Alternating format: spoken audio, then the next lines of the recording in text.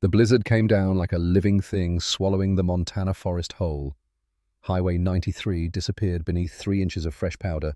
The yellow centerline erased the shoulder markers buried. Wind screamed through the pines, bending them until they groaned, snapping smaller branches that tumbled across the road like skeletal hands reaching for purchase. Garrett Thorne kept the Ford F-250 steady at 30 miles per hour, hands loose on the wheel, eyes scanning the white void ahead. 54 years old, weathered by sun and labor, he sat tall in the driver's seat despite the slight stoop that came from 20 years of climbing power line poles. His face was all hard angles, jaw squared beneath a short grey beard, steel blue eyes narrowed against the glare of snow caught in the headlights. A scar traced his left temple, disappearing into close-cropped dark hair touched with silver. His hands, thick-knuckled and scarred, moved with the easy confidence of a man who had driven through worse than weather. The truck was a 2012 model, dented and reliable, the kind of vehicle that started every morning and asked nothing but diesel and oil. Tools rattled in the bed beneath a weatherproof tarp. A pair of climbing spikes hung from hooks behind the seat. The radio crackled with static dispatch, calling out downed lines across 3 counties' voices, urgent but professional. Garrett had taken the graveyard shift because nobody else wanted it. That suited him fine. He preferred solitude to small talk, darkness to daylight, the hum of the engine to the chatter of the brake room. In the back seat, Bishop shifted position. The German Shepherd was 6 years old, broad-chested and powerfully built, his black and tan coat thick enough to shed snow like water. His ears stood erect, rotating independently as he monitored the storm. Amber eyes caught the dashboard lights, reflecting intelligence and something deeper. Calm. Readiness. The kind of focus that came from years of training and purpose. Bishop had been a police K-9 in Billings before a shoulder injury ended his career 3 years earlier. His handler, Officer Mitchell, had retired the same year, moving to Arizona for his lungs. Mitchell had called Garrett, knowing him from the Veterans Hall, knowing he lived alone, knowing he might understand what it meant to need a second act. Garrett had driven 4 hours to pick up the dog. They had circled each other warily for a week, neither quite trusting the arrangement. Then one morning, Garrett had woken to find Bishop lying across the threshold of his bedroom door, ears up, watching the cabin entrance, guarding him. They had been inseparable since. Garrett reached back without looking, resting his hand briefly on Bishop's head. The dog leaned into the touch, a low rumble of contentment in his chest, then returned his attention to the window. Something had changed in his posture. Ears forward, muscles tightening beneath fur, nose working the air that leaked through the door seal. Garrett felt it too. Not a sound, not a sight, just the pressure shift that came before something went wrong. He had learned to trust that feeling in Iraq, learned it cost lives to ignore it. His right hand dropped instinctively toward his hip, where a sidearm had once rested. Found nothing. Civilian now.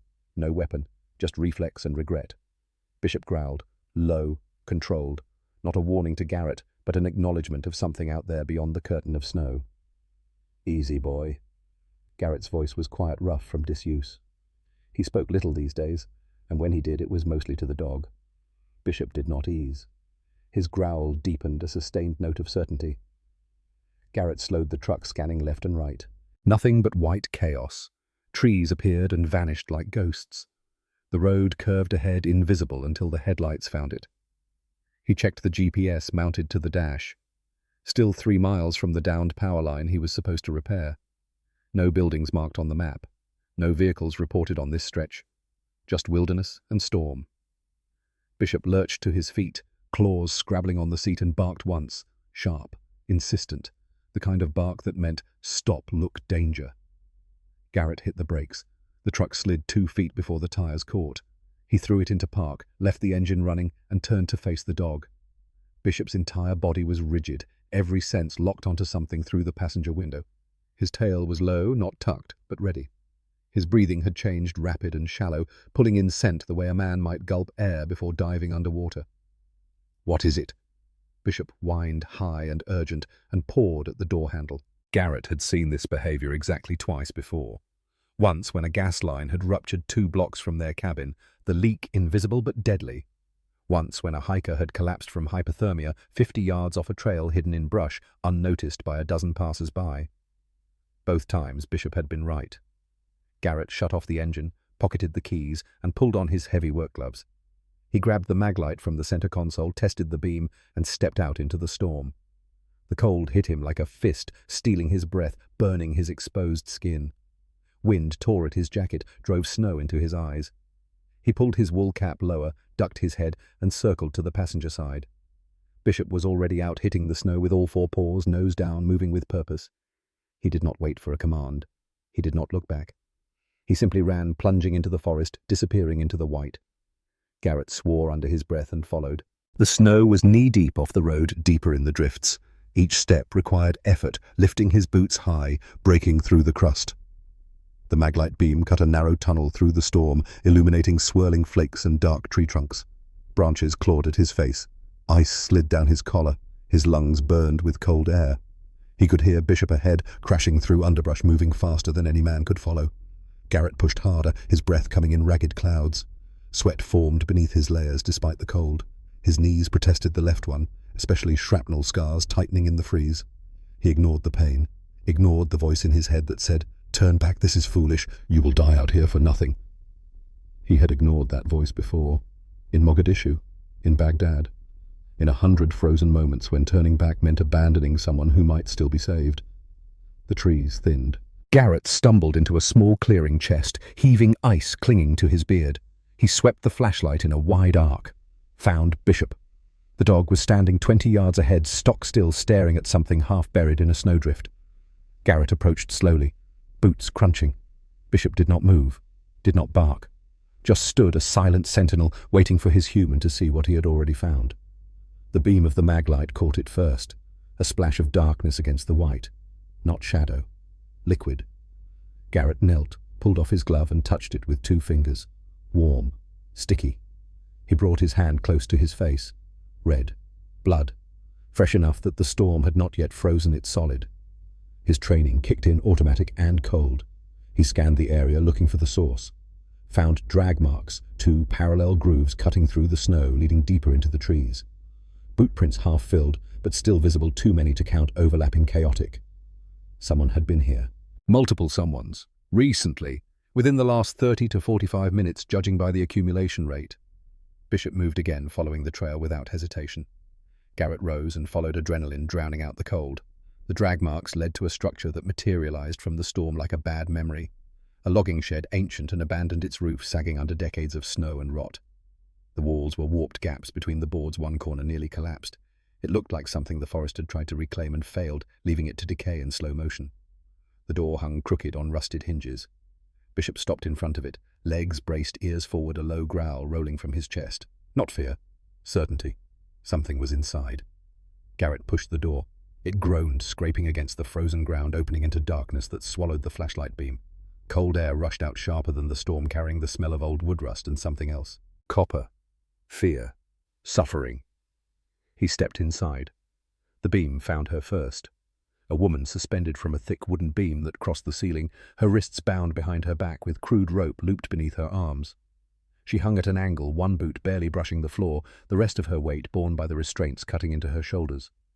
Tall, slender, she wore jeans and a heavy coat that hung open, exposing thermal layers beneath. Her chestnut hair was tangled and stiff with frost where it clung to her pale face. Her eyes were closed, but her chest rose and fell in shallow, uneven breaths. Blue tinged her lips. Bruises darkened one side of her face, fresh and ugly. Garrett moved toward her, already pulling his knife from his belt, a K-bar he had carried since Iraq. His hands did not shake. They never did when the work was clear. Then the flashlight beam swept right and found the second woman.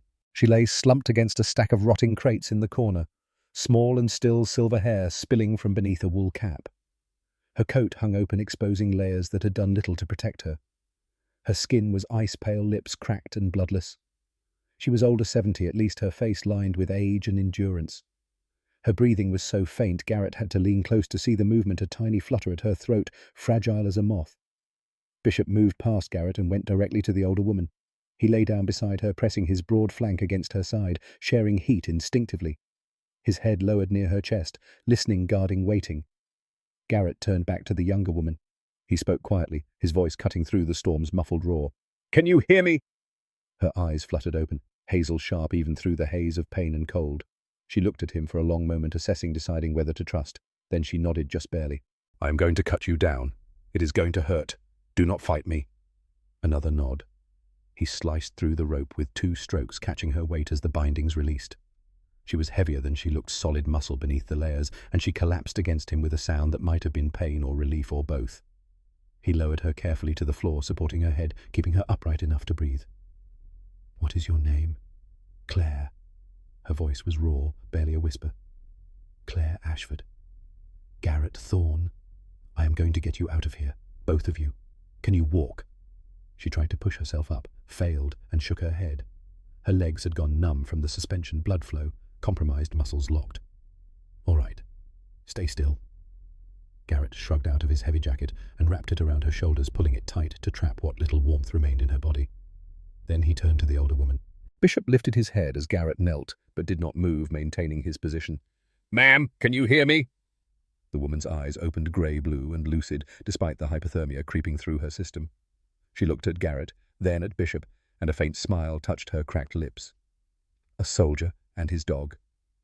Her voice was thin, threaded with pain, but there was steel beneath it, the kind of strength that came from surviving things that should have broken her. God has a sense of humor. "I need to get you warm. I am going to carry you. It will not be comfortable.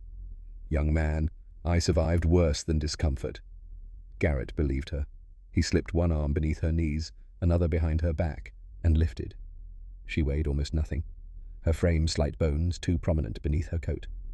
He adjusted his grip, cradling her against his chest, the way he had once carried wounded men across Iraqi sand. The memory surged, sudden and vivid. Blood on his hands, weight in his arms, screaming that never quite stopped echoing. He forced it down, locked it away, focused on the present. This woman was alive. That was all that mattered. Claire had managed to pull herself upright against the wall, Garrett's jacket around her shoulders.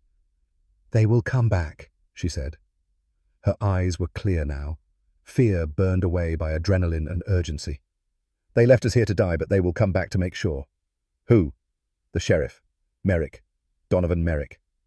Garrett froze. The name hit him like a punch to the gut, stealing his breath, stopping his heart for one suspended beat.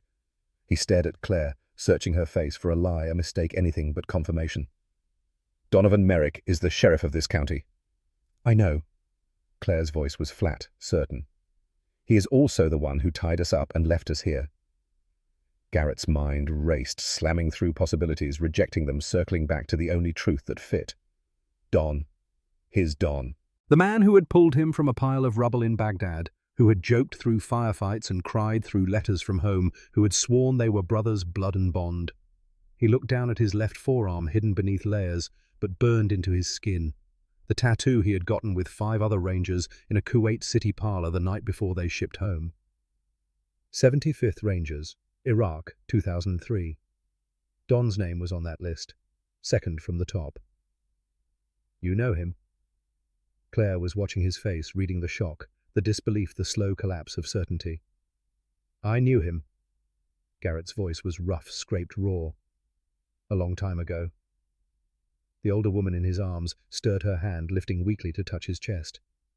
"Then you understand," she whispered, "how far a good man can fall." Garrett met her eyes, saw knowledge there, saw the weight of witnessing corruption, of fighting battles no one believed could be lost, of learning that the monsters were not always strangers. "What is your name?" "Evelyn Whitmore. Most people call me Eve."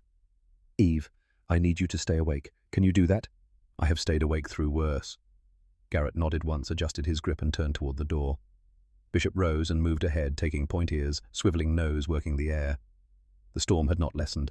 If anything, it had intensified, wind howling through the gaps in the walls, driving snow horizontal. Claire tried to stand, made it halfway, and collapsed.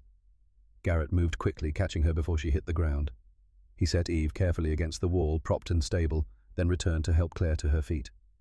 She leaned heavily against him, legs trembling, fighting to support her own weight. "Can you hold on to me?" She nodded, gritting her teeth. He turned his back to her, crouched low. She wrapped her arms around his neck, and he hooked his elbows beneath her knees, lifting her in a fireman's carry. She was solid-muscled from running or climbing or some discipline that required strength but manageable. He had carried heavier. He had carried the dead. He retrieved Eve, cradling her in one arm while supporting Claire with the other, an awkward balance that required all his strength and focus. Bishop led the way out into the storm. The journey back to the truck was measured in yards, each one harder than the last. The snow had deepened. The wind multiplied visibility, reduced to arm's length. Garrett moved by instinct, following the vague direction of Bishop's dark shape ahead, trusting the dog to navigate what he could not see.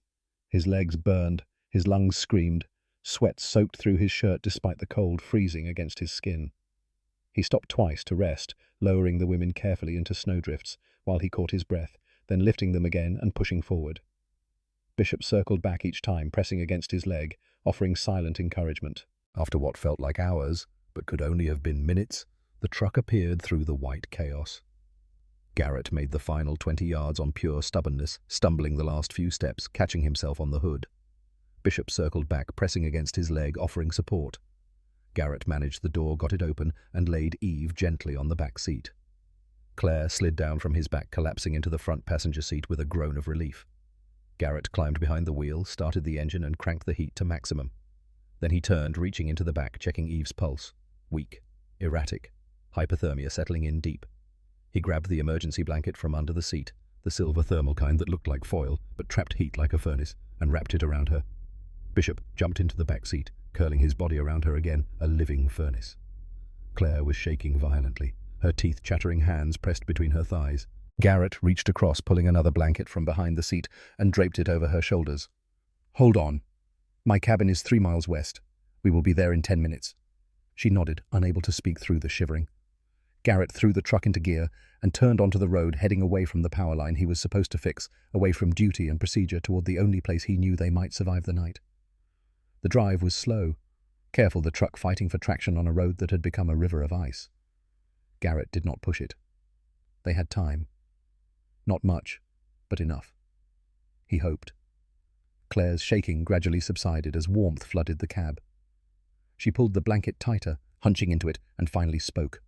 Her voice was steadier now, anger seeping in to replace shock. "We were investigating a trafficking ring. Women brought across the Canadian border, promised work, then enslaved. Domestic labor. Worse." She paused, swallowing hard. "Eve runs a safe house. She has been helping them escape. I am a journalist. I was documenting it. We got too close. Merrick found out. He and his men grabbed us 2 hours ago, tied us up, left us in that shed." Garrett kept his eyes on the road, but his hands tightened on the wheel. "Why not just shoot you?" "The storm. He said the cold would do the work. No bullets, no evidence. Just 2 women who got lost in the blizzard and died. Happens every winter." "But you have evidence?" "We did. They took my camera, my laptop, everything." She paused, then reached into her coat, fumbling with numb fingers. She pulled out a small SD card, no bigger than a fingernail, and held it up. "Except this. I hid it in my bra. If they searched me, they did not find it." Garrett glanced at the card, then back to the road. "What is on it?" "Video. Sheriff Merrick at the border counting money. $50,000 in cash, handed over by the man who runs the operation. We recorded everything." From the back seat, Eve's voice emerged weak but clear. "Silas Rook, former Delta Force. Dishonorably discharged in 2003. He runs the trafficking operation. Merrick provides protection. They have been working together for 8 years. Garrett's jaw tightened. Silas Rook. The name was vaguely familiar. A ghost from reports he had skimmed years ago, a cautionary tale about operators who broke bad. But it was the other name that carved itself into his mind. Donovan Merrick.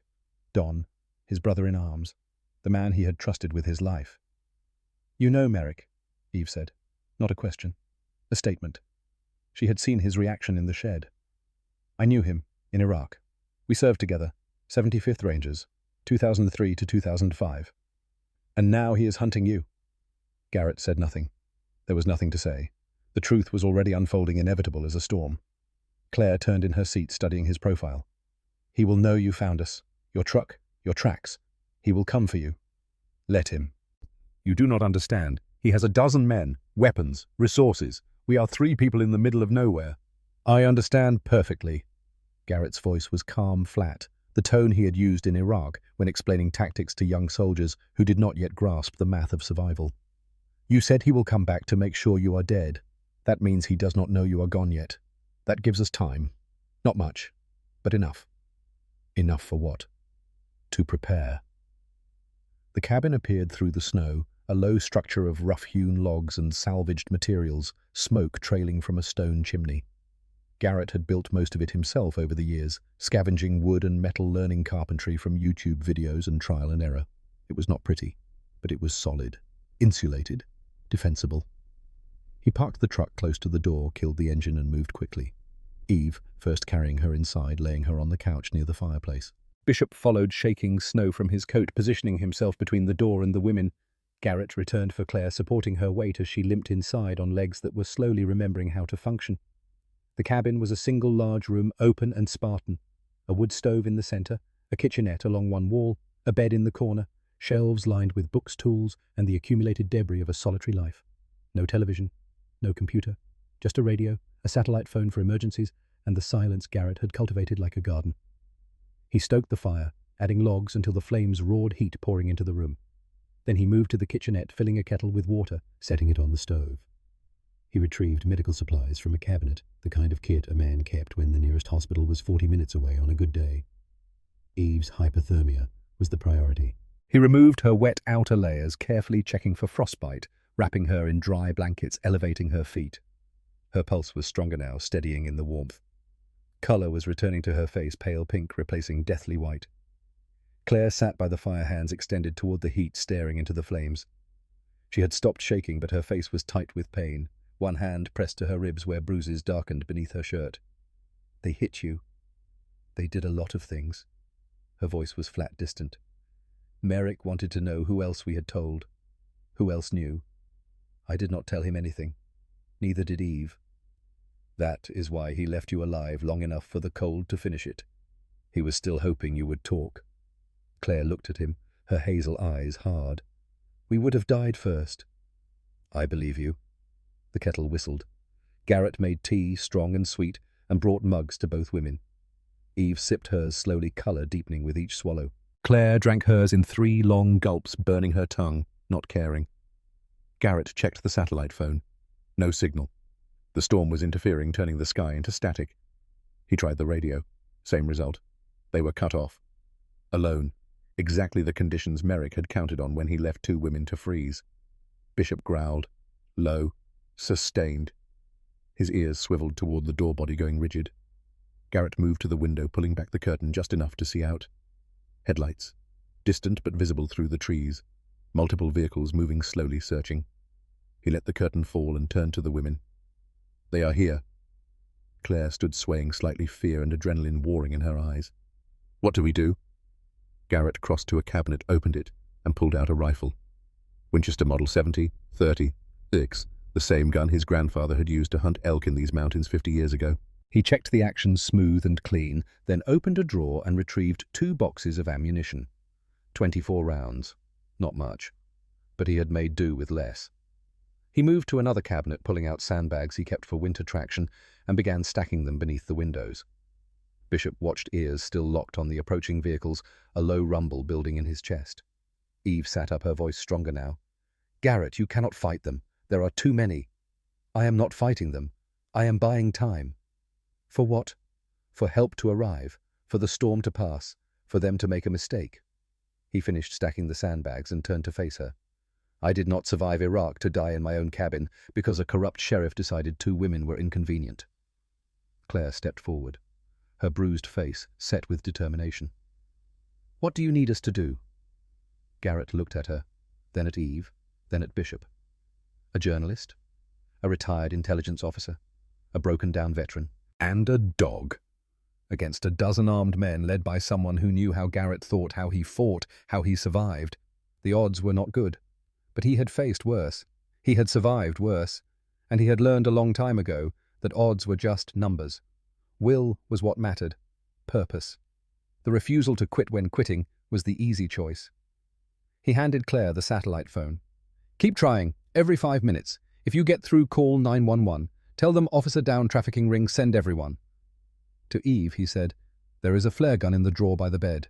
If they breach the cabin, fire it through the skylight. The Forest Service will see it." To Bishop, he said nothing. The dog already knew his job. Protect, guard, fight if necessary, die if required. The headlights grew brighter, closer, splitting into 4 distinct points. 4 trucks, 12 men, maybe more. They stopped 200 yards out, just beyond effective rifle range, engines idling high beams, cutting through the snow. For a long moment, nothing happened. Just the storm and the engines and the waiting. Then the CB radio on Garrett's shelf crackled to life. Static, breathing. a voice he had not heard in 15 years, but recognized instantly. "Garrett Thorne, I know you are in there. I know you have them. This does not have to go bad. Just send them out. You and the dog walk away. Nobody gets hurt." Donovan Merrick. Sheriff. Brother. Traitor. Garrett picked up the CB handset, keyed the mic, and spoke 3 words. "Go to hell." He released the key and set the handset down. Outside, the headlights did not move, but the waiting had ended. The storm howled, the fire crackled, Bishop growled, and Garrett Thorne, 54 years old, scarred and solitary, prepared to defend 2 women he barely knew against a man he had once loved like a brother. The night was just beginning. The silence after Garrett's response stretched thin and brittle, ready to shatter. Outside, the 4 trucks idled in formation, headlights creating overlapping pools of harsh white light that turned the falling snow into a million tiny mirrors. Garrett stood at the window, one hand resting on the Winchester's stock, watching shadows move between the vehicles. Counting, assessing. 12 men, maybe 13. Hard to tell through the storm. Bishop had positioned himself in the center of the cabin, equidistant from both windows, and the door, his head swiveling in controlled arcs, tracking sounds Garrett could not hear. The dog's breathing had slowed, deepened, entering the focused state that preceded action. His amber eyes caught the firelight, reflecting it back in brief flashes of gold. Claire sat on the couch beside Eve, the satellite phone clutched in both hands, thumb pressing the power button every few seconds. Still no signal. The storm was a wall between them, and help dense and impenetrable. Her face was pale beneath the bruises, but her jaw was set, her eyes clear. She had stopped shaking. Fear had burned away, leaving something harder in its place. Eve was wrapped in blankets, her small frame nearly swallowed by the layers, but her color had improved. Pink touched her cheeks now, instead of deathly white. She watched Garrett with the sharp, assessing gaze of someone who had spent decades reading people making judgments that determined whether they lived or died. Army intelligence, she had said. Desert storm. She knew what was coming. She had seen this kind of standoff before in different deserts, different wars, but the math was always the same. Numbers, weapons, will. Garrett moved away from the window and began transforming the cabin into something defensible. He worked quickly, efficiently, muscle memory guiding his hands. The sandbags went beneath both windows, stacked 3 high, creating cover that would stop most handgun rounds and slow rifle fire. He dragged the heavy kitchen table to the front door, tipping it on its side, wedging it against the frame. Not a barricade, just an obstacle. Something to buy seconds. From a storage trunk beneath his bed, he pulled out items accumulated over years of living remote and alone. 50 feet of paracord, a handful of small bells he used for bear warnings when hiking, 3 road flares, a can of wasp spray, the kind that shot a stream 30 feet, a hatchet, a crowbar, the tools of survival repurposed for defense. He strung the paracord across the back door at ankle height, tying the bells at intervals. Anyone coming through fast would hit the cord and the bells would sing. A crude alarm, but effective. He placed the road flares on the windowsill, ready to ignite. Not for light, for distraction, for creating chaos in the moment before contact. Claire watched him work, her expression shifting from fear to something like understanding. "You have done this before." "Different country, same principle." Garrett did not look up, his hands busy knotting the paracord. "Make them work for every inch. Make them choose between easy and fast. Most people choose easy. And if they choose fast, then we make them pay for it." He finished with the bells and moved to the rifle. 24 rounds. He loaded 5 into the internal magazine, chambered 1, and set the safety. 18 left. He divided them, placing 6 rounds on the windowsill near each firing position, 6 more in his jacket pocket. The math was simple and brutal. 1 shot, 1 target. No room for suppressive fire, no room for mistakes. Eve spoke from the couch, her voice stronger now, threaded with an authority that came from years of command. "Garrett, what is your plan? Keep them outside. Keep them uncertain. Make them waste time." "Time for what? No one is coming. The storm has cut us off." "Storms end. Radios work eventually. They know that too." He turned to face her, his blue eyes steady. "Right now they have the numbers, but they also have exposure, cold, fatigue, doubt. Every minute they spend out there costs them.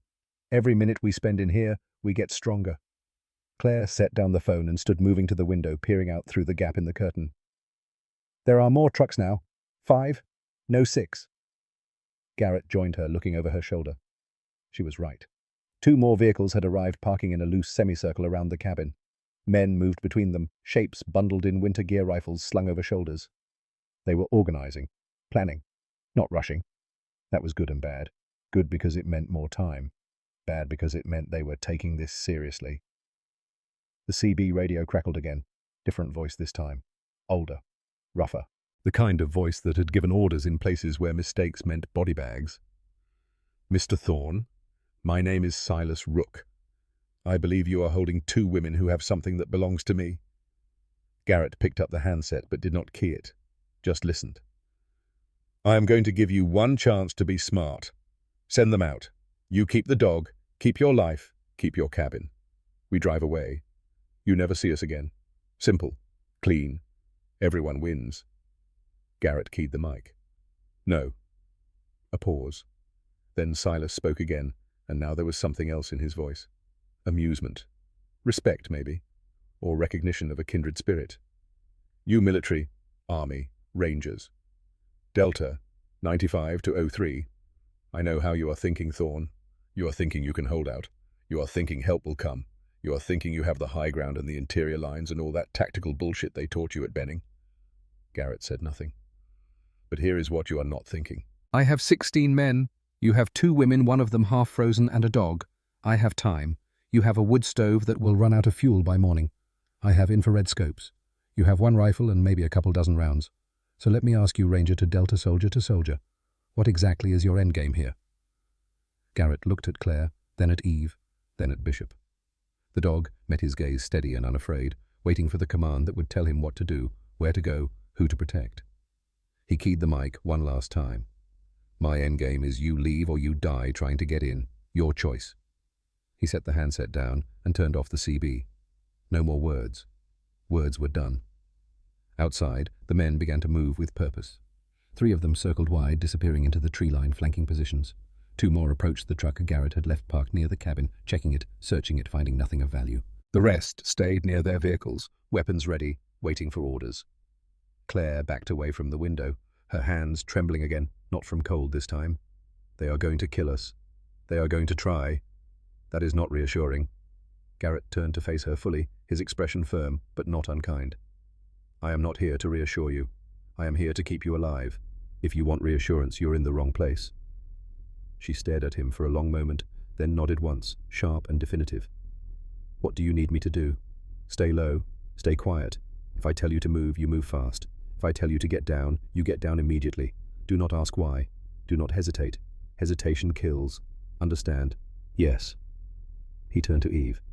"You are Army intelligence. You know how this works." "I do."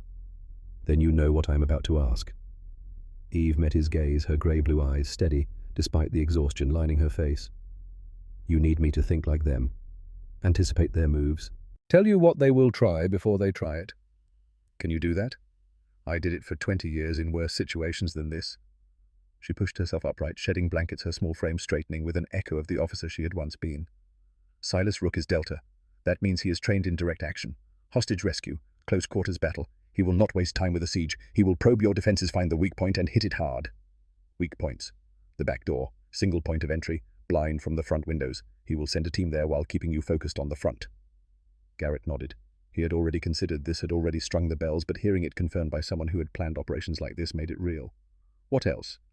He will use the storm, the noise, the reduced visibility.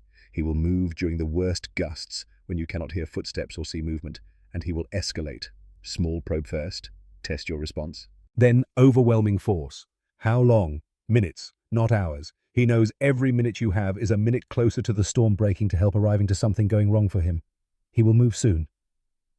As if on cue, Bishop's growl intensified. His ears locked onto the back of the cabin body, coiling ready to spring. The bells chimed. Soft. Delicate. Wrong. Garrett moved instantly, flowing across the cabin in 3 long strides, Winchester coming up safety, clicking off. He positioned himself at an angle to the back door, using the wall for cover, rifle pointed at the entrance. Bishop shifted with him, staying close but not blocking the line of fire. The door exploded inward, not kicked, blown. A small breaching charge, precise and professional, the kind Delta used for hostage rescue. The door frame splintered the door itself, hanging by one hinge, swinging wild. Smoke billowed in thick and white, not from fire, but from a flashbang. The grenade tumbled through the opening, hit the floor, bounced once. Garrett turned away, eyes shut, mouth open. The flashbang detonated. Light and sound overwhelming, designed to disorient and disable. Even prepared, even shielded, the concussion hammered through Garrett's skull, turning thought to static balance to vertigo. His ears rang a high, sustained note that drowned out everything else. Bishop yelped, the sound sharp and distressed, the first time Garrett had ever heard fear in the dog's voice. The animal staggered, shaking his head violently, trying to clear the ringing from his sensitive ears. Two men came through the smoke, moving fast and low rifles up, clearing corners with practiced efficiency. They wore black tactical gear balaclavas covering their faces, night vision goggles pushed up on their foreheads. Professional. Trained. Dangerous. The first one saw Garrett and swung his rifle toward him. Garrett was faster. Muscle memory. Reflex. The Winchester barked once the sound flat and distant through the ringing in his ears. The round took the man's center mass, punching through his chest, dropping him like a puppet with cut strings. The second man fired. 3-round burst. The shots went wide high, hitting the wall above Garrett's head, wood splintering insulation exploding in a cloud of pink fibers. He was overcorrecting, compensating for the flashbang, his vision still compromised. Bishop launched himself from the floor, covering 8 feet in a single bound, jaws closing on the man's wrist with the force of a bear trap. Bone cracked. The man screamed, dropping his rifle, trying to shake the dog off. Bishop held on, twisting, dragging the man off balance, driving him to the floor. Garrett worked the bolt, chambered another round and fired. The shot took the second man in the shoulder, spinning him, ending the fight.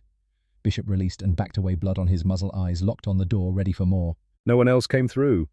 Garrett moved quickly, grabbing the wounded man's rifle, a modern AR-15 variant with a tactical light and optic. He checked the magazine. 28 rounds.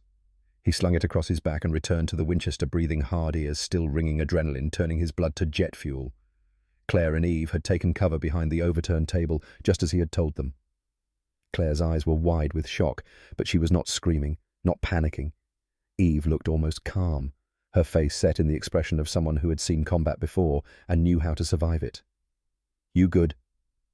Garrett's voice sounded strange to his own ears, muffled and distant. Claire nodded. Eve gave a thumbs up. The CB radio crackled to life, Silas Rook's voice cutting through the static. "Nice shooting, Thorne. You just killed one of my best men.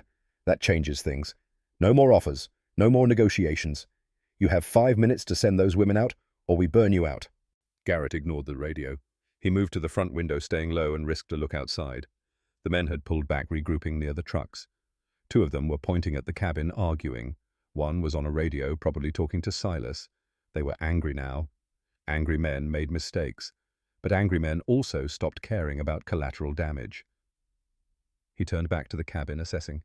The back door was gone, just a gaping hole with smoke still drifting through. Cold air poured in, stealing the heat the fire had built. They could not defend 2 entrances, not with the numbers outside. "We need to move." Garrett said it to the room, to all of them. "They will hit the back again harder this time. We cannot hold it." Eve stood steadier now, the combat mindset settling over her like a familiar coat. "Where?" Garrett pointed to the corner of the cabin where a heavy bookshelf stood against the wall. "Behind there. Root cellar. Built it for tornado shelter, but it will work." Stone walls reinforced door. They would need explosives to get through, and explosives risked bringing down the whole cabin. "They might not care about that risk," Claire said. "They do, because they do not know if we already called for help. If they bring down the cabin and we are dead, they lose any chance of getting that SD card you are carrying. They need us alive long enough to search us." He moved to the bookshelf, gripping it, pulling it away from the wall. It was heavy laden with books and tools, but adrenaline made it manageable. Behind it, a small door 3 feet high opened into darkness. Stone steps led down into a space barely larger than a closet, cold and musty but dry. "Get in. Both of you. Bishop, go." The dog hesitated, looking at Garrett, then at the cellar, then back at Garrett. He whined low and uncertain. He did not want to leave, did not want to hide while his human fought. "Bishop, go. Protect." The command overrode instinct. Bishop moved into the cellar, descending the steps, turning at the bottom to look back up, eyes glowing in the dim light from the cabin. Eve went next, moving carefully on stiff legs, one hand on the wall for support. Claire followed, pausing at the entrance to look back at Garrett. "What about you?" "I am the distraction. I keep them focused on me. They do not think about you." "That is suicide." That is tactics. He met her eyes, his expression direct but honest. I have been shot at by better men than these. I am still here. They are not. Trust me. She wanted to argue. He could see it in her face, the war between fear and logic, between the desire to help and the knowledge that she would only be in the way. Finally, she nodded and descended into the cellar. Garrett pulled the door shut, hearing the bolt slide home from the inside. Then he dragged the bookshelf back into place, covering the entrance. From the outside, it looked like a normal wall. Nothing special, nothing worth investigating closely. He checked his weapons. Winchester 18 rounds left, AR-15 28, his carbar knife on his belt, the wasp spray still on the counter, the road flares. Not much, but enough. The CB crackled again. "Time's up, Thorne!" Garrett picked up one of the road flares, struck it against the rough stone of the fireplace, and watched it ignite in a brilliant fountain of red sparks. He moved to the front window, staying low, and hurled the flare outside. It arced through the falling snow, trailing smoke and fire, landing in the snow between the cabin and the trucks. The effect was immediate. The men scattered, thinking grenade, thinking explosive, diving for cover. When nothing detonated, they hesitated, confused, regrouping. Garrett used the distraction to move. He slipped out the shattered back door into the storm, into the darkness beyond the cabin's light. The cold hit him like a physical blow, stealing his breath, but he ignored it, moving fast and low, circling wide through the trees. He had grown up in these woods, had hunted them for 30 years, knew every ridge, every gully, every stand of timber that offered concealment. The men outside were strangers here, relying on gear and numbers instead of knowledge. That was their mistake. He moved 60 yards out, finding a position behind a fallen pine snow piled high against its trunk. He settled into a prone firing position, the AR-15 pressed into his shoulder eye to the optic. The tactical light was off. He did not need it. The truck's headlights and the burning flare provided enough illumination. Through the optic he could see them clearly now. 16 men, just like Silas had said. Most were clustered near the trucks, taking cover, waiting for orders. 3 were moving toward the cabin rifles, up advancing in a tactical wedge. Garrett centered the reticle on the lead man's chest and squeezed the trigger. The rifle kicked against his shoulder. The man dropped, clutching his side, screaming. Not a kill shot. Garrett had aimed low deliberately. A wounded man required 2 others to carry him, taking 3 shooters out of the fight instead of 1. He shifted aim, fired again. Another man down, this one clutching his leg, howling into the storm. Chaos erupted. The remaining men scattered, diving behind trucks, shouting, trying to locate the shooter. Muzzle flashes lit up the night as they returned fire, but they were shooting blind, spraying rounds in every direction, hitting nothing but trees and snow. Garrett stayed low, letting them waste ammunition, counting shots. When the firing slowed, when magazines ran dry and men fumbled to reload, he fired again. 1 shot, center mass. A man spun and fell. Then he moved, fast, staying low, circling through the trees, changing position, denying them a target. The snow covered his tracks almost as fast as he made them. The storm muffled his movement. He was a ghost, striking and vanishing, using every lesson the army had beaten into him over 2 decades of service. Another position, another shot, another man down. They were panicking now. He could hear it in their voices, in the way they moved, jerky and uncertain. They had come expecting an easy fight, an old man in a cabin, outnumbered and outgunned. Instead, they were getting picked apart by someone who knew the terrain, knew the tactics, and did not care about fighting fair. Silas Rook's voice cut through the chaos, loud and sharp, reasserting control. "Cease fire! Cease fire! Tighten up 360 security! He is in the trees!" The men obeyed, falling back to the trucks, forming a defensive perimeter. Rifles pointed outward. They had stopped advancing, stopped attacking. Now they were defending, reacting instead of acting. Garrett had achieved his goal, broken their momentum, made them afraid, bought time. But he had also revealed himself, revealed his position, his tactics, his capabilities. Silas would adapt, would plan, would come at him differently. The next assault would be worse. He checked his ammunition. 14 rounds left in the AR, 18 in the Winchester still slung across his back. 32 total. Not enough for a prolonged firefight. Not nearly enough. He needed to get back to the cabin, check on the women, reinforce the defenses, prepare for what came next. He started moving, circling back through the trees when Bishop's bark cut through the storm. Not the alert bark, the attack bark. The sound the dog made when someone he did not know was threatening someone he protected. Garrett's blood turned to ice. Someone had found the cellar. He ran. Garrett crashed through the trees, snow exploding around his boots branches, whipping his face, leaving thin lines of blood across his cheeks. The AR-15 banged against his ribs with each stride. The Winchester on his back felt like an anchor, but he did not slow.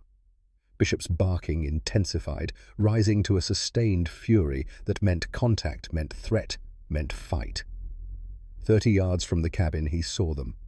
2 men at the shattered back door, one crouched low with a pry bar working at something, the other standing guard with a shotgun. They had found the cellar entrance, found the bookshelf, found the women.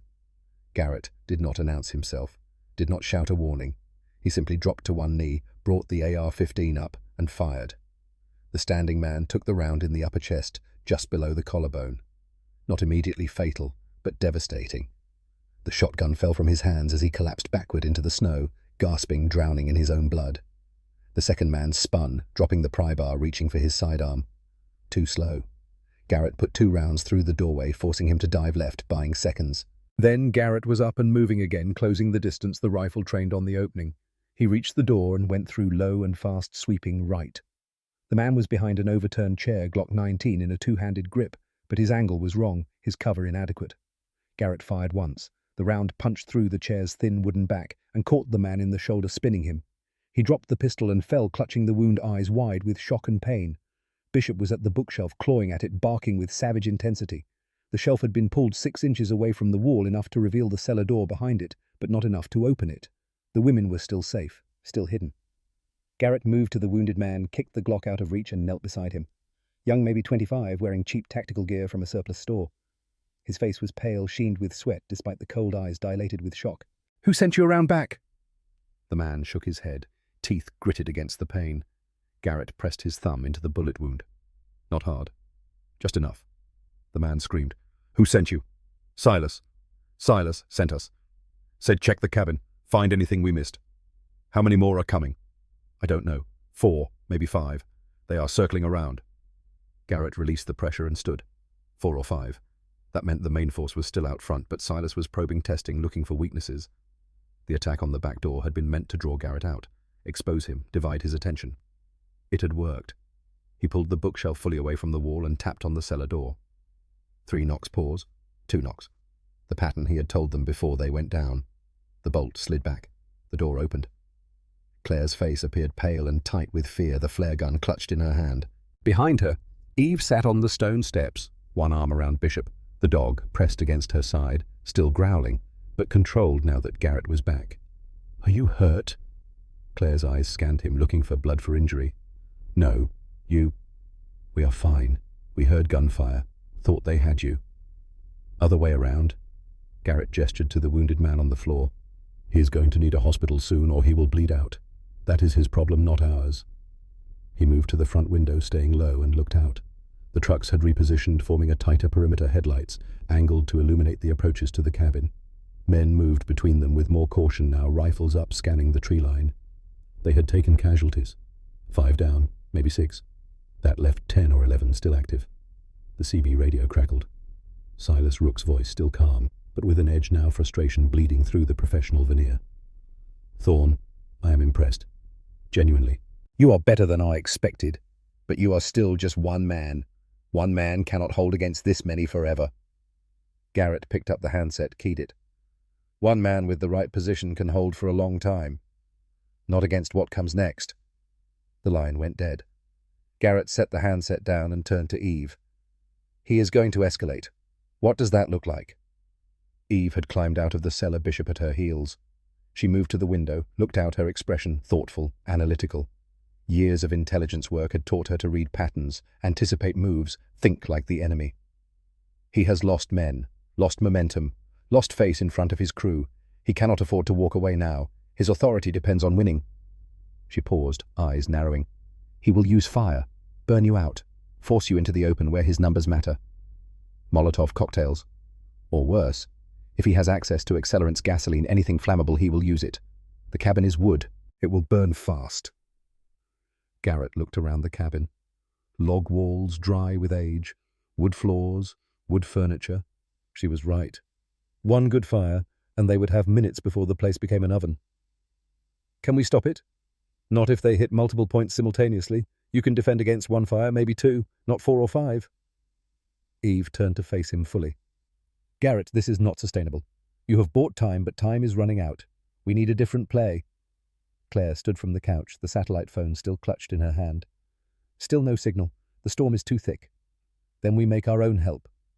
Garrett moved to the storage trunk, pulled out the 3 road flares he had left. These burn hot and bright, visible for miles even through snow. If we can get one up high above the tree line, someone might see it. Forest Service, backcountry skiers, anyone. How do we get it up high? Claire asked. Garrett pointed to the roof. Skylight. Small 12 inches across, but enough. We pop the cover tire flare to a stick, push it up through the opening. It won't last long in this wind, but it only needs to last long enough. Long enough for what? For someone to see it and call it in. For Silas to realize we are not isolated anymore. For doubt to creep into his men's minds. Eve nodded slowly. Psychological warfare. Make them think rescue is coming even if it is not. Force them to make a decision, commit fully and risk being caught, or withdraw and cut their losses. Exactly. From outside came a new sound. Engines revving, not the trucks. Something smaller, higher pitched. Garrett returned to the window and felt his stomach drop. 2 men were on snowmobiles racing around the perimeter of the cabin, each pulling a sled loaded with jerry cans. Gasoline. Lots of it. They are going to firebomb us. Claire's voice was tight, strained. Right now! Garrett moved fast. He grabbed the hatchet from his gear pile, climbed onto the kitchen counter, and swung at the skylight cover. The blade bit through the thin plywood, splintering it, tearing it loose. Cold air and snow poured through the opening. He grabbed a road flare, lashed it to a broom handle with paracord, and pushed the makeshift signal up through the hole. The flare ignited as it cleared the roof, burning brilliant red against the white storm. Wind caught it immediately, tilting it, threatening to rip it loose, but the paracord held. The light was visible, pulsing like a heartbeat, a beacon screaming distress. Below, one of the snowmobiles skidded to a stop. The rider looked up, pointing, shouting something, lost in the storm. He grabbed his radio. Garrett jumped down from the counter and grabbed the AR-15. Get back in the cellar, now, all of you. What about you? Claire did not move. I am going to stop them from burning us alive. You cannot fight all of them. I do not have to fight all of them. I just have to stop the ones with the gasoline. Bishop barked once, sharp and insistent. The dog was at the back door, staring into the darkness, body rigid. Garrett moved to him, looked out and saw shadows moving through the trees. 3 men advancing in a tactical formation, rifles up, using the storm and darkness for cover. They were being flanked, front and back, coordinated assault, professional. Eve grabbed his arm, her grip surprisingly strong for someone half-frozen an hour earlier. Garrett, if you go out there, you die. If you stay in here, we all burn. There is no winning move. There is always a winning move. You just have to be willing to pay for it. He checked the AR-15. 10 rounds left. Not enough for what he was about to do. He grabbed the Winchester, the weight familiar and solid, and slung it across his front for fast access. 32 rounds total between both rifles. 32 chances. 32 decisions between life and death. He turned to Claire and Eve. Cellar. Lock it from inside. Do not open it unless you hear my voice or Bishop's bark. Not for anyone else. Understand? They understood. They also knew what he was not saying. That if the cabin burned, if he did not come back, they would be trapped in a stone box with limited air, surrounded by men who wanted them dead. But it was the only option that gave them any chance at all. Claire moved to him, stood close, her bruised face tilted up to meet his eyes. Why are you doing this? You do not even know us. Garrett was silent for a moment, the question hanging between them, demanding an honest answer. Finally he said, In Iraq we had a saying, this will defend, not for strangers, for each other, because if we do not hold the line, nobody does. We are not soldiers. Neither am I, not anymore. But some things do not leave you just because you take off the uniform. He nodded to Bishop. The dog moved to the cellar door, waiting. Claire and Eve descended the steps, Bishop following last, turning at the bottom to look back at Garrett one final time. Then the door closed. The bolt slid home. Garrett was alone. He moved to the front window, staying low, and assessed the situation with the cold clarity that came from accepting death as a possibility. 2 snowmobiles, 4 men total, carrying enough gasoline to turn the cabin into an inferno. 3 more men approaching from the rear. Call it 7 immediate threats. Plus the remaining force at the trucks, another 8 or 9. 16 total. Maybe 17. Against 1 man with 32 bullets and a cabin that would burn. The math was not good, but math had never stopped him before. He opened the front door, stepped out into the storm, and let it swallow him whole. The cold was a living thing, clawing at exposed skin, stealing breath, turning sweat to ice. Snow drove horizontal, reducing visibility to arm's length. Perfect. He used it, moving along the cabin's front wall, crouched low, the Winchester in his hands, AR-15 slung across his back. The snowmobiles had circled around to the west side of the cabin engines, idling riders dismounting to prep the gasoline. Garrett could hear them talking, voices raised to carry over the wind. 4 cans, 2 per side. Soak the walls, light it up, fall back. What about Thorne? Fuck Thorne. He comes out, we shoot him. He stays in, he cooks. Either way, we are done here. Garrett moved closer, using the storm and the engine noise for cover. 20 feet. 15. He could see them now, 2 men pouring gasoline from jerry cans onto the cabin's log walls, the liquid splashing and pooling dark stains against weathered wood. 10 feet. One of the men pulled out a lighter, flicking it, watching the flame dance. Garrett stepped around the corner and fired. The Winchester's report was flat and hard, swallowed almost immediately by the storm. The man with the lighter went down, clutching his leg, screaming. The lighter fell into the gasoline-soaked snow and ignited with a soft whoomp. Flames raced up the wall, blue and orange, hungry and fast. The second man spun, reaching for his rifle. Garrett worked the bolt, chambered another round and fired again. The man dropped his rifle, clattering to the ground.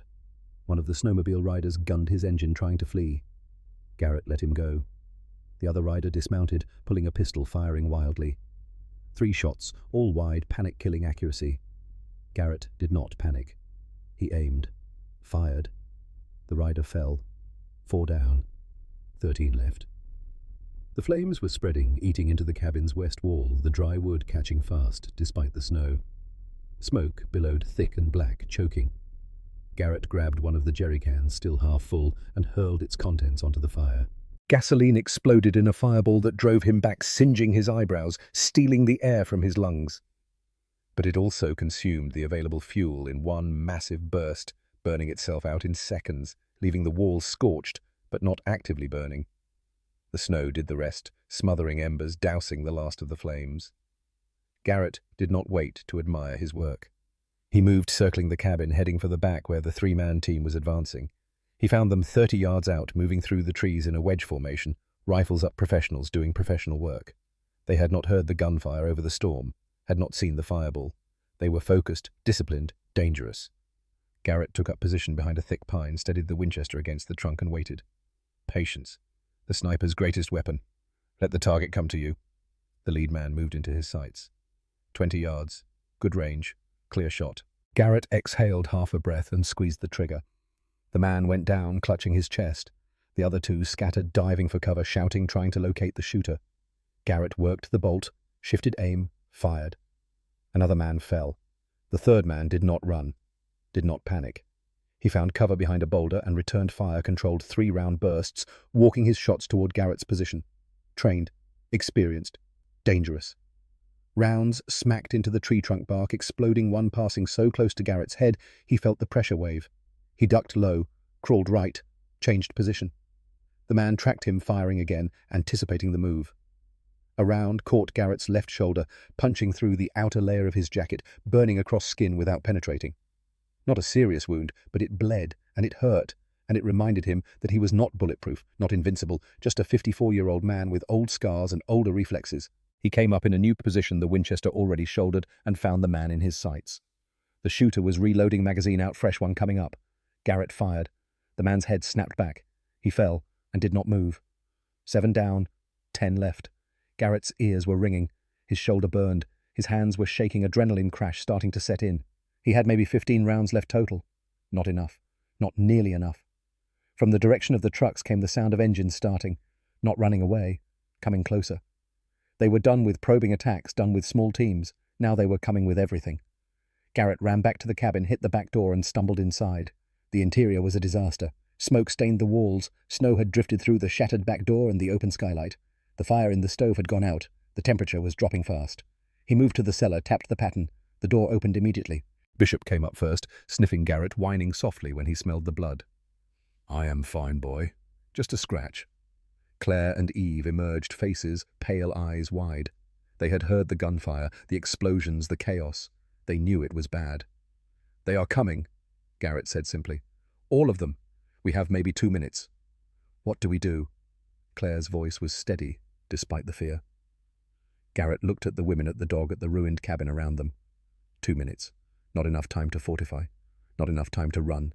Not enough time for anything except one last, desperate gamble. He pulled out the satellite phone, checked it. Still no signal. He tried the radio. Static. They were still cut off. "The flare," Eve said suddenly. "Did anyone see it?" "I do not know." "Then we assume yes. We assume help is coming. We just have to survive long enough to meet it." Garrett nodded. She was right. The only option was to hold, to fight. To refuse to quit even when quitting was the smart choice. He moved to the weapons, grabbed the AR-15, checked the magazine. 8 rounds. He pulled the 2 boxes of Winchester ammunition from his pocket, reloaded the rifle fully. 18 rounds. 26 total. 26 bullets against 10 men. The engines grew louder, closer. Headlights swept through the trees, multiple vehicles converging. Bishop growled deep and sustained the sound of a dog ready to die defending his pack. Garrett chambered a round, set his jaw, and moved to the window. Outside, the trucks stopped in a line 50 yards out. Doors opened. Men dismounted, weapons ready, forming a skirmish line. And in the center, silhouetted by headlights, stood a figure Garrett recognized even through the storm. Tall, broad-shouldered, moving with the easy confidence of a man who had survived worse than this. Donovan Merrick. Sheriff, brother, traitor. Don raised a bullhorn to his lips, his voice cutting through the wind. "Garrett, it is over. Come out. Nobody else has to die." Garrett keyed the CB radio, his voice cold and firm. "You killed those men, Don, not me. You sent them to die because you were too much of a coward to walk away when you had the chance." A pause. Then, quieter, without the bullhorn, Don's voice came through the radio. I know what I have become, but I cannot go back, Garrett.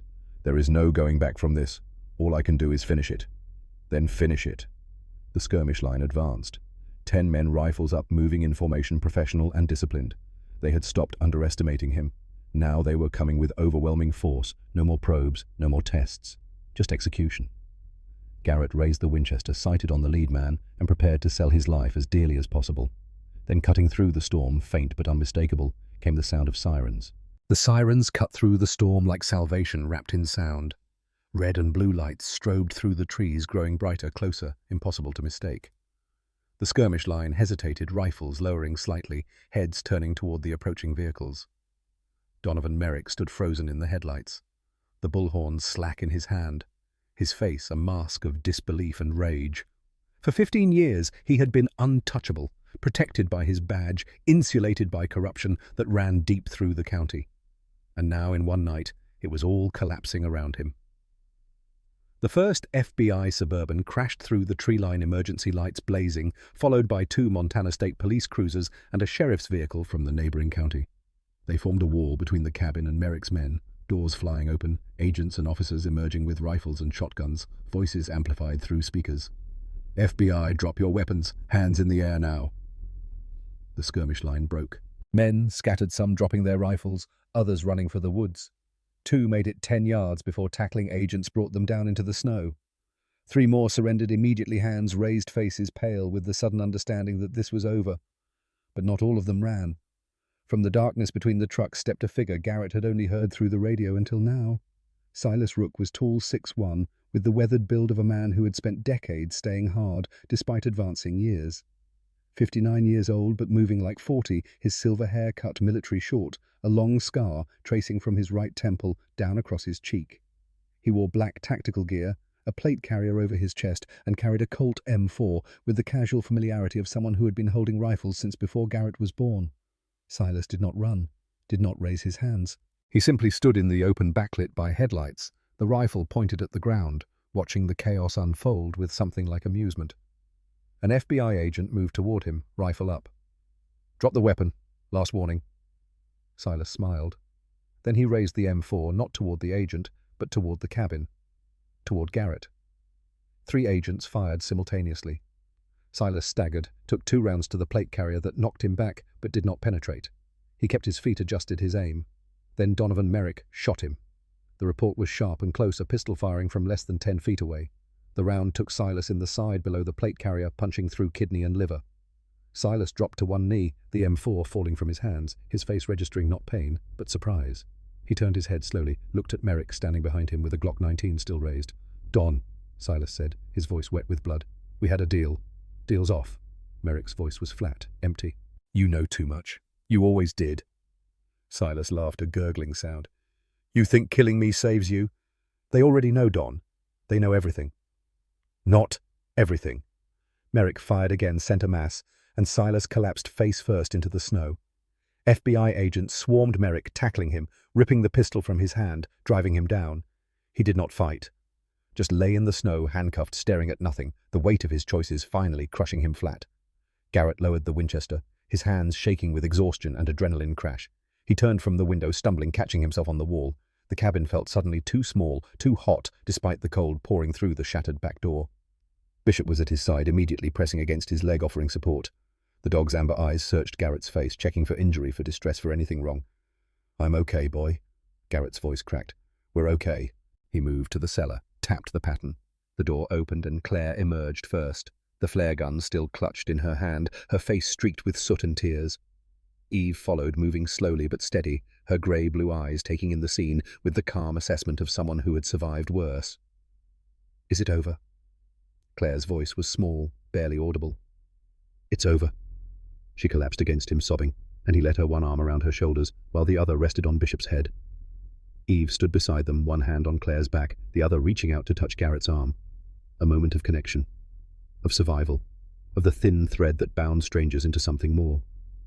Outside, agents were processing the scene, cuffing suspects, rendering medical aid to the wounded.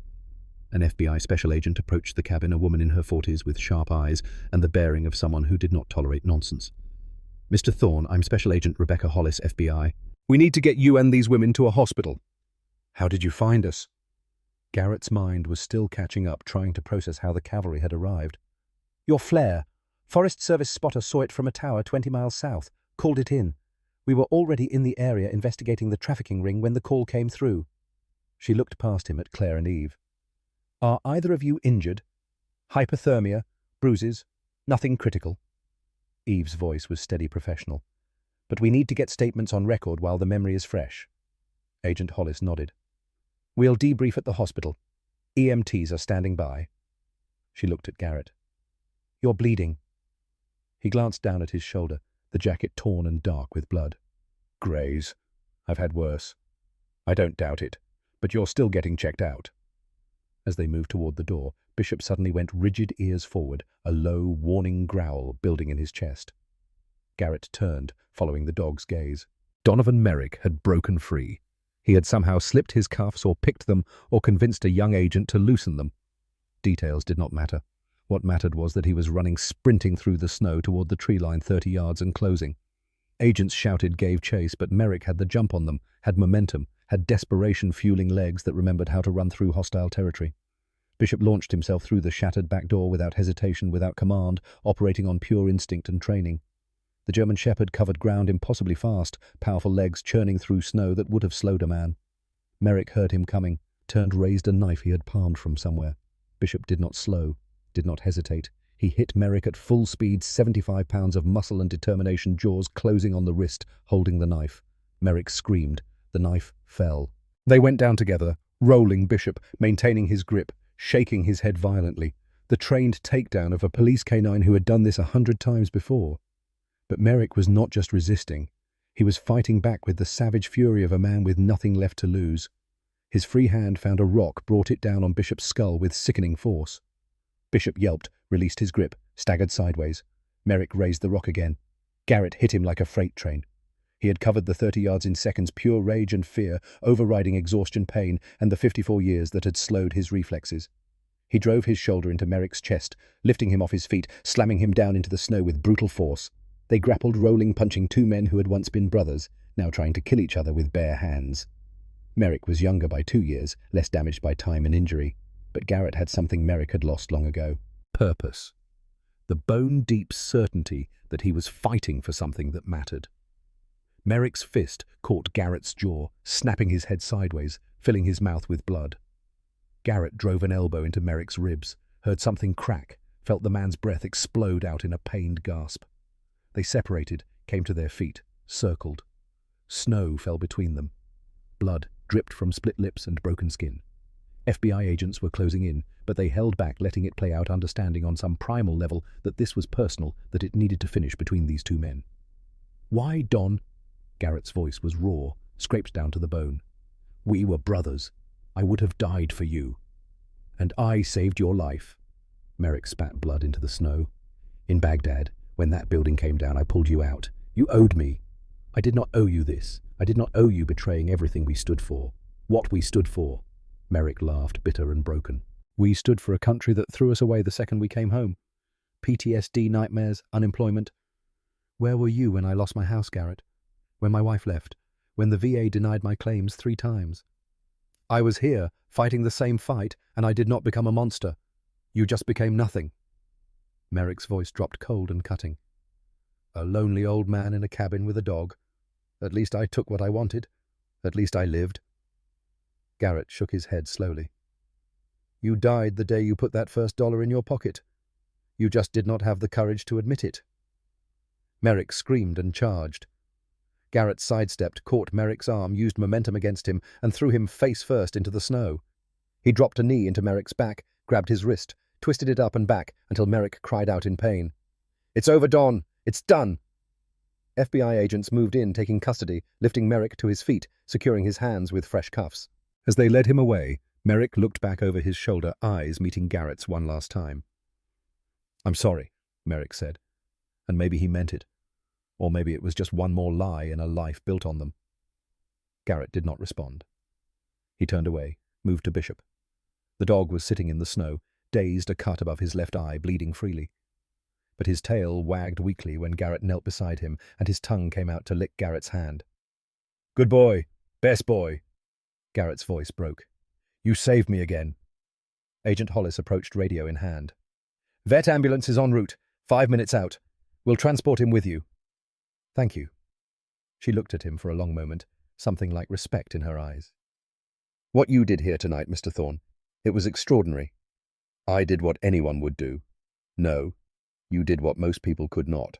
The Montana sky was impossibly blue, the kind of crystalline clarity that only came after a hard winter had finally surrendered to spring. New grass pushed through thawed ground. Wildflowers dotted the meadow behind Garrett's cabin. The repairs were complete now, new door-patched walls, fresh shingles where fire had scorched the roof. Garrett sat on the front porch, a mug of coffee cooling in his hands, watching Bishop navigate the yard with the careful gait of a dog still learning to trust a surgically repaired shoulder. The injury had been severe bone fragments and torn ligaments, weeks of recovery, and months of physical therapy. But the dog had fought through it with the same stubborn determination he brought to everything else. A sedan appeared on the access road, trailing dust. Garrett recognized it before it parked. Claire Ashford emerged from the driver's side, smiling, looking healthier than he had ever seen her. The bruises were long gone. Color had returned to her face. She moved with easy confidence. Eve Whitmore got out from the passenger side, moving slower but steady, using a cane for balance but not support. The hypothermia had caused some nerve damage in her feet, but she had adapted, compensated, refused to let it define her. "Garrett?" Claire climbed the steps, pulled him into a hug that he returned awkwardly but genuinely. "You look good." "You too, both of you." Eve settled into one of the porch chairs, Bishop immediately moving to her side, resting his head on her knee. She scratched behind his ears with the practiced ease of someone who had done this many times before. "We brought news," Claire said. "The trial concluded yesterday. Merrick got 35 years federal, no parole. 8 of his crew took plea deals, 10 to 25 years each." "And the women?" Garrett asked. "The ones they were trafficking. 47 total recovered from 3 locations, all granted humanitarian asylum." "Most are in job training programs now. 3 are working at Eve's safe house, helping the next wave." Claire's voice softened. "They wanted me to tell you thank you, that what you did gave them their lives back." Garrett looked away, uncomfortable with gratitude with being called a hero. "I just did what needed doing." "That's what heroes always say," Eve said quietly. Another vehicle appeared, this one, a Jeep Wrangler with government plates. A young man in army dress uniform emerged, walking with the crisp precision of active duty. Corporal Jake Morrison, 2nd Battalion, 7th Rangers, the same unit Garrett had served with 2 decades earlier. Mr. Thorne, Jake saluted. Garrett stood and returned it, old habits running deep. At ease, Corporal. This is unofficial. Yes, sir, but I still have official business. Jake reached into his jacket and pulled out a small case, opened it to reveal a medal pinned to blue ribbon. Bronze star, the V device indicating valor. From the Department of Defense and the 75th Ranger Regiment for extraordinary heroism in the rescue of civilian personnel under extreme danger, Montana, February 2026. Garrett stared at the medal, throat tight. I'm not active duty. I haven't been for 20 years. Once a ranger, always a ranger, sir. The regiment takes care of its own. Jake pinned the medal to Garrett's shirt, stepped back, saluted again. Your brothers are proud of you, sir. Garrett could not speak, could only nod, blinking against moisture that had nothing to do with the spring wind. Jake stayed for coffee, trading stories about ranger training deployments, the endless cycle of service that connected generations of men who wore the tan beret. When he finally left, promising to return, Garrett felt something he had not felt in years. Connection. Community. The knowledge that he was not as alone as he had believed. Claire and Eve stayed through lunch, helping Garrett prepare a simple meal, filling the cabin with conversation and laughter that felt foreign but good. When they finally prepared to leave, Claire paused at the door. Garrett, I'm writing a book. About trafficking, about corruption, about what happened here. I want to include your story, with your permission. I don't need my story told. It's not about need. It's about showing people that one person can still make a difference, that standing up still matters. Garrett considered, looked at Bishop, at the medal on his chest, at the women who had survived because he had chosen to act instead of turning away. Okay, but keep my name out of it. Claire smiled. We'll see. After they left, Garrett returned to the porch, Bishop settling beside him, the dog's weight warm and solid against his leg. The sun was lowering, painting the mountains in shades of gold and crimson. His satellite phone rang. Garrett almost did not answer, then saw the caller ID. Veterans Crisis Line, returning a call he had made 3 months earlier when the nightmares had gotten bad again, when the weight of everything had threatened to pull him under. He answered. Talked for 20 minutes with a counselor who understood, who had been there, who helped him see that asking for help was not weakness, but wisdom. When he hung up, he felt lighter, not fixed, not healed, but better, moving in the right direction. Bishop's tail thumped against the porch boards. The dog looked up at him, amber eyes reflecting the sunset, and Garrett saw something there he had forgotten how to recognize. Purpose, partnership, the knowledge that neither of them was alone anymore. He reached down, scratched behind Bishop's ears, and spoke words he had not said aloud in 15 years. Thank you for saving my life, boy. Not just in the snow. Every day. You save me every single day. Bishop licked his handtail, wagging faster, and in that moment, Garrett Thorne understood what he had been too broken to see before. Sometimes the greatest act of courage is not charging into danger, but choosing to keep living when living feels impossible. Sometimes redemption does not come from grand gestures, but from small choices made daily to be better than you were the day before. Sometimes all it takes to find your way home is a loyal dog, 2 brave women, and the willingness to stand up when standing up is the hardest thing in the world.